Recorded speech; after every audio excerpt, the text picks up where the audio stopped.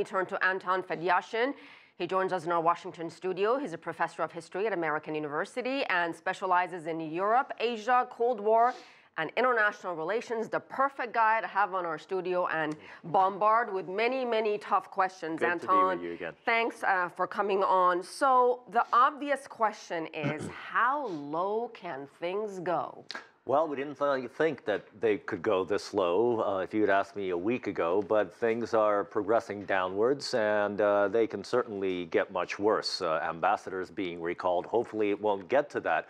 But what's interesting to me is the symbolic nature of the expulsions. On the one hand, we do see a modicum of unity among European states, but not the whole of the EU, not the whole of NATO, in fact, Austria, Greece, and Portugal have said they support UK in condemning the poisoning, but they're not going to go and expel anyone. Right. And part of that, of course, is the fact that there hasn't been any evidence that's been made public or that's convinced all of the EU members or all of the NATO members that Russia was directly involved or responsible in what happened in Salisbury. So the jury is still out on that. A lot of questions remain unanswered. So there is some unity and there is a lot of disagreement also.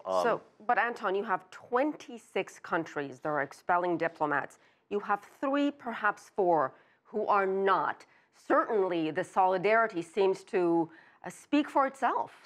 It does on the one hand. On the other hand, if you look at the amounts of diplomats that are being expelled for most of the countries of the EU, outside of the US, of course, which is expelling an enormous number, and then Britain and France are, Germany are 4, and then most of them are 1 each. This is more symbolic than it is really meant to convey a very powerful and painful message to the Russians. Those diplomats will be replaced as soon as the Russians retaliate, and then all the diplomats will be replaced within weeks. So you've got diplomats being kicked out left and right. How do you resolve this crisis?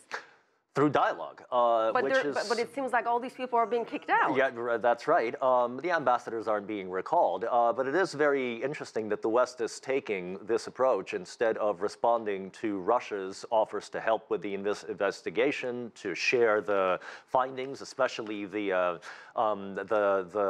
formula of the gas or whatever it was that was the substance that was used in the poisoning. Look, what we do know for sure is that Great Britain has sort of returned for the moment to relevance in global affairs. How long this will last is unclear, but sooner or later they will have to release specific evidence that implicates Russia and the government, because so far nothing is clear yet. But do you think if they did not have pretty direct evidence, they would go as far as they have?